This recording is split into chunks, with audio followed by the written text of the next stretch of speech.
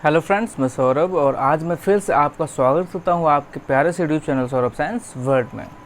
आज मैं आप लोग के लिए लेकर आया हूं क्लास 10th की केमिस्ट्री के एसिड बेसिस एंड सॉल्ट के लेक्चर नंबर 4 को।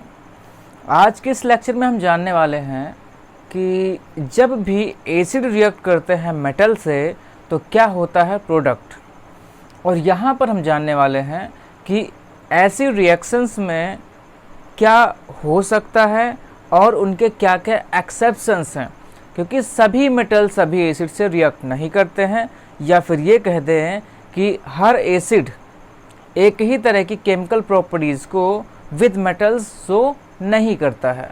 तो यहाँ पर हम जानने वाले हैं कि ऐसे केमिकल रिएक्शंस में क्या कॉमन है और जो अनकॉमन है, मतलब जो कॉमन नहीं है, वो एक्सेप्शन में हम क्या पढ़ सकते हैं। और यहाँ पर हम जानने वाले हैं कि एग्जाम्पल्स क्या हैं, एक्सेप्शंस क्या हैं, मोस्ट प्रोबेबल क्वेश्चंस, मतलब इस टॉपिक में ऐसे कौन से क्वेश्चंस बनते हैं जो मोस्ट प्रोबेबल हैं, मतलब जिनको एग्ज़ाम में बहुत ज़्यादा पूछा जा सकता है। और हम बताएंगे आपको फ्रीक्वेंटली आस्क्ड क्वेश्चन, मतलब ऐसे क्वेश्चंस जो अभी रिसेंट में ही एग्ज़ाम्स में आ चुके हैं। तो मेरा नाम है सौरभ और आप देख रहे हैं सौरभ साइंस वर्ल्ड। चलिए शुरू करते हैं।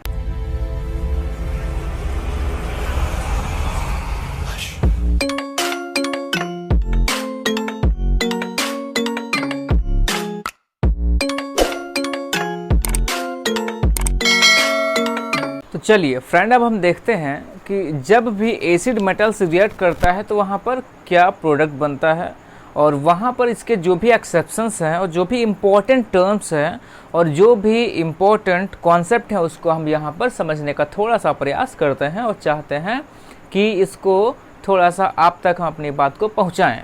तो चलिए देखते हैं। जब भी एसिड करता है रिएक्ट मेटल से, हमेशा वह बनाता है सॉल्ट और इवॉल्व करता है हाइड्रोजन गैस को।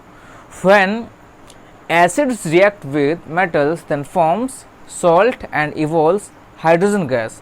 बट यहाँ पर एक चीज़ जान लीजिए, हर एसिड, यहाँ पे हमने मोस्ट लिखा है, इसका मतलब है कि मोस्ट एसिड, अधिकतर एसिड, ठीक है। But all acid does not react with metals to produce hydrogen gas.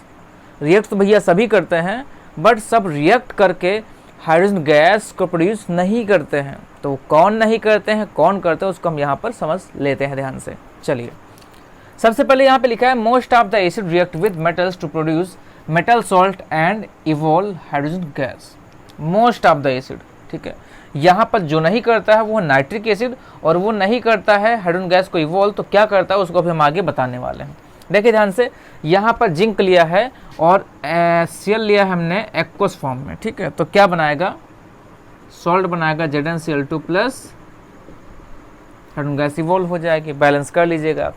Zinc जब सल्फ्यूरिक एसिड से रिएक्ट करेगा तो क्या बनाएगा, जिंक सल्फेट, और साथ में इवॉल्व करेगा हाइड्रोजन गैस को। थर्ड है, जब कैल्शियम रिएक्ट करेगा एक्वस सल्फ्यूरिक एसिड तो क्या बनाएगा, कैल्शियम सल्फेट, और इवॉल्व करेगा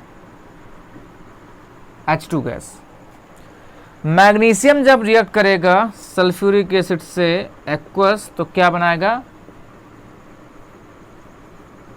मैग्नीशियम सल्फेट, और इवॉल्व करेगा H2 गैस को।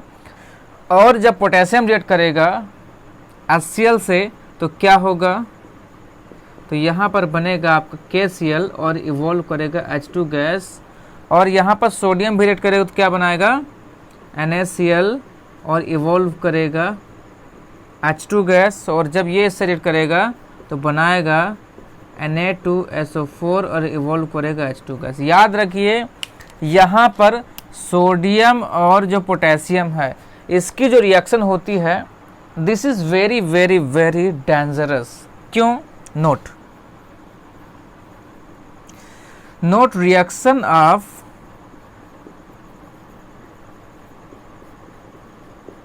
sodium and potassium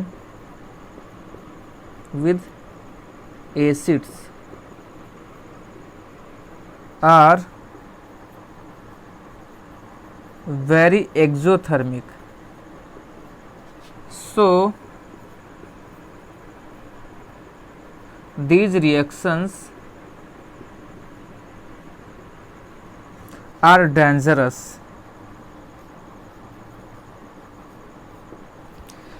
इस वजह से इन रिएक्शंस को हम परफॉर्म नहीं करवाते हैं। किनकी reactions?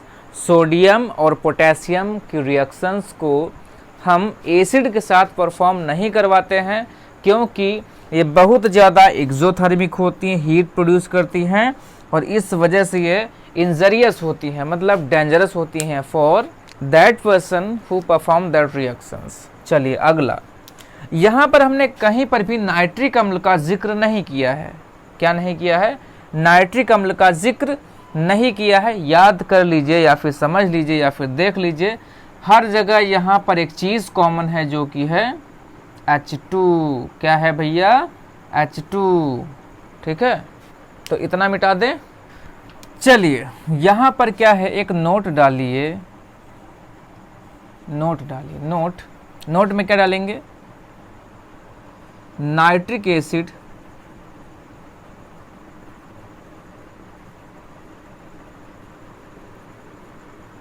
does not evolve hydrogen gas on reacting with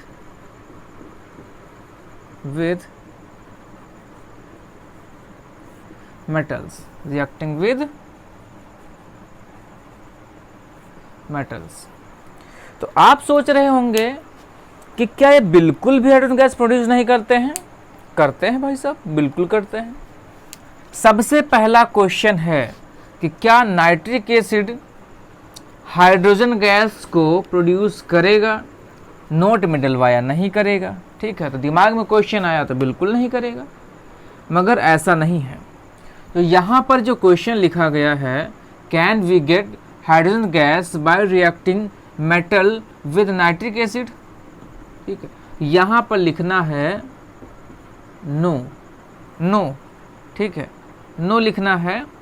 अब क्वेश्चन इवॉल्व हुआ व्हाई। क्या हुआ? व्हाई। ध्यान से देखिए, मान लीजिए कि हमने मैग्नीशियम को रिएक्ट कराया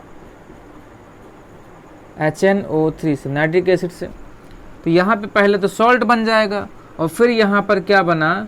H2 बनता है, बिल्कुल बनता है H2, मगर क्या होता है? यह H2 क्या होता है? Due to strong oxidizing power of nitric acid get oxidized into H2O। तो यहाँ पर हमको बीच में हाइड्रोजन गैस मिलता ही नहीं है, क्योंकि इवोल्यूशन के just after it converted into H2O। तो यहाँ पर क्या होगा? ऑक्सीडाइजेशन। क्या होगा भैया? Oxidization. That's why we can not get hydrogen gas on reacting of metals with nitric acid. Confirm? फिर से समझ लीजिए, नाइट्रिक एसिड से मेटल का रिएक्शन कराने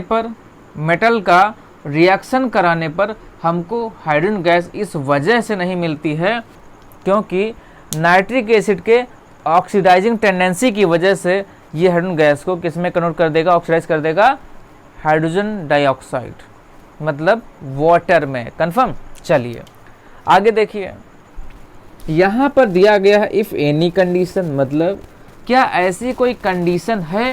क्या ऐसी कोई कंडीशन है? If any condition to produce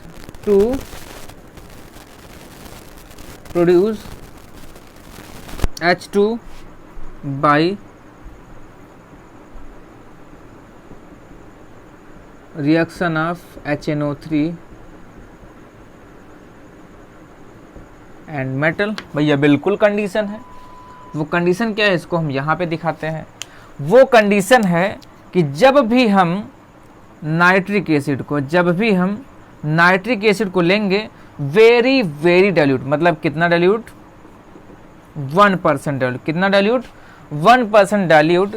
then it will react only and only with magnesium और मैंगनीज टू प्रोड्यूस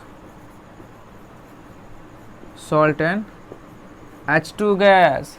याद रखिए इस बात को, जब हम नाइट्रिक एसिड को very very very diluted condition में लेंगे, और कितना डाइल्यूट, 1%। 1% का मतलब समझ लीजिए, 1% का मतलब है कि 1% होगा HNO3 और साथ में क्या होगा, 99% होगा वहाँ पर water.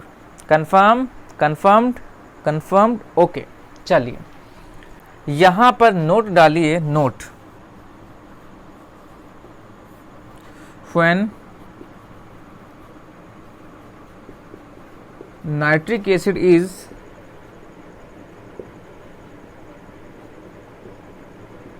reacted in very very diluted form, कितना, 1%, with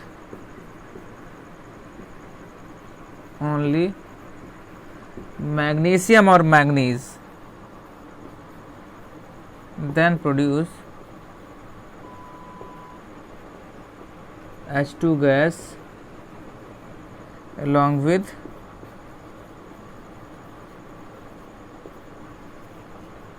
मेटल सॉल्ट। कन्फर्म। सिर्फ एक ही कंडीशन है कि हम नाइट्रिक एसिड को ले लें 1% और रिएक्ट कराएं मैग्नीशियम और मैग्नीज। यहाँ पे एक चीज़ जान लीजिए, जब भी आप मैग्नीज या फिर मैग्नीज या फिर मैग्नीशियम को रिएक्ट कराएंगे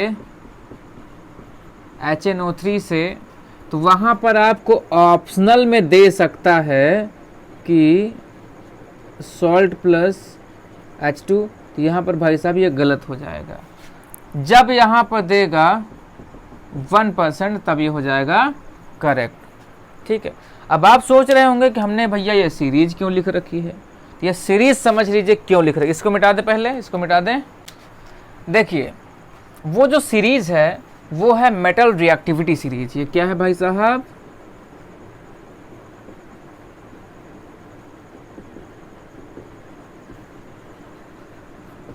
मेटल रिएक्टिविटी सीरीज। तो क्वेश्चन क्या है, उससे क्वेश्चन क्या है, देखिए ध्यान से। आपको दिया गया calcium plus HCl, magnesium plus HCl और फिर जिंक प्लस HCl और फिर कैल्शियम, सॉरी कॉपर। इसको हमने दिया A, इसको B, इसको C और इसको D। अब आपसे पूछेगा कि इन रिएक्शंस के रेट ऑफ रिएक्शन के अकॉर्डिंग इनको अरेंज करिए, मतलब कौन तेज करेगा, कौन उससे तेज करे, कौन उससे तेज करे, कौन उससे तेज, या फिर कौन उससे कम, इस हिसाब से आप अरेंज करिए। ध्यान से देखिए कि सबसे पहली बात यह है कि इस सीरीज में जितने भी मेटल हाइड्रोजन से ऊपर हैं वही एसिड से हाइड्रोजन को डिस्प्लेस करके H2 गैस को इवॉल्व कर सकते हैं, और जितने हाइड्रोजन से नीचे हैं वो क्या नहीं करेंगे, हाइड्रोजन को इवॉल्व ही नहीं करेंगे, मतलब वो भाई साहब रिएक्शन ही नहीं करेंगे। इसका मतलब ये है कि कॉपर इससे रिएक्शन नहीं करेगा। इट मीन्स इसको हम ले आते हैं सबसे लीस्ट में, मतलब सबसे धीमे रिएक्शन करेगा ही नहीं भाई, पहली बात करेगा ही नहीं। ठीक है, फिर बात आती है सबसे तेज कौन करेगा। सबसे तेज यहाँ पर वो करेगा जो सबसे ऊपर होगा। क्यों? क्योंकि ऊपर से नीचे आने पर रिएक्टिविटी डिक्रीज हो रही है। ऊपर वाला मेटल सबसे ज़्यादा रिएक्टिव है, नीचे वाला सबसे लीस्ट रिएक्टिव है। ठीक है, और इनफैक्ट हाइड्रोजन से नीचे वाले भैया एसिड से रिएक्ट करके H2 प्रोड्यूस ही नहीं करेंगे। तो देखिए ध्यान से, यहाँ पर सबसे ऊपर है पोटेशियम, तो क्या यहाँ पर पोटेशियम है? नहीं है। उसके बाद आता है सेकंड नंबर पे सोडियम, तो क्या यहाँ पे कहीं सोडियम है? नहीं है। उसके बाद आता है कैल्शियम। इसका मतलब भाई साहब उन दोनों के ना होने पर कैल्शियम है जो सबसे तेज रिएक्शन करेगा। तो भाई साहब सबसे तेज कौन करेगा? कैल्शियम वाला, मतलब ए। उसके बाद क्या है आपका मैग्नीशियम, देखिए क्या मैग्नीशियम है यहाँ पे, बिल्कुल मैग्नीशियम है। इसका मतलब है कि बी नंबर फिर उससे थोड़ा धीमे करेगा। फिर क्या है, जिंक, जिंक है यहाँ पे भैया, जिंक है नीचे है, एल्युमिनियम के नीचे है, तो जिंक होगा आपका सी हो गया तीसरे नंबर पे। तो ये है आपका क्या चीज़, वो सीरीज जिसके अकॉर्डिंग ये सारी रिएक्शंस परफॉर्म होंगी। देखिए ध्यान से, यहाँ पर सबसे मोस्ट इम्पोर्टेंट जो क्वेश्चन आता है वो आता है कि नाइट्रिक एसिड किसी भी मेटल से रिएक्ट करके हाइड्रोजन गैस को इवॉल्व क्यों नहीं करता, तो उसका आंसर समझ लीजिए आप। When nitric acid react with any metal then produce H2 gas which is just after evolution get oxidizes into H2O means water। इस वजह से हमको बीच में कहीं पे हाइड्रोजन गैस मिलता नहीं है। अगला क्वेश्चन आ सकता है कि क्या कोई ऐसी कंडीशन है जिस पर नाइट्रिक एसिड मेटल से रिएक्ट करके हाइड्रोजन गैस इवॉल्व करे, तो बिल्कुल है। वो है आपकी जब भी हम नाइट्रिक एसिड को 1% डाइल्यूटेड कंडीशन में लेते हैं, it means very diluted condition में लेते हैं, तब वह सिर्फ और सिर्फ मैग्नीशियम और मैंगनीज के साथ अभिक्रिया करके क्या करता है, metal salt and hydrogen gas evolve करता है। तो यही था आज के लिए इतना कुछ, और मुझे उम्मीद है कि आपको सारी चीज़ें बहुत बेहतर समझ आई हैं। अगर आप मेरे यूट्यूब चैनल पर नए हैं तो चैनल को सब्सक्राइब करना बिल्कुल मत भूलिए, और साथ में प्रेस करना मत भूलिएगा उस बेल आइकन को, ताकि आने वाले अगले वीडियोज़ की नोटिफिकेशन मिल सके आपको सबसे पहले। बने रहिए हमारे साथ, मस्त रहिए, पढ़ते रहिए। Thanks a lot.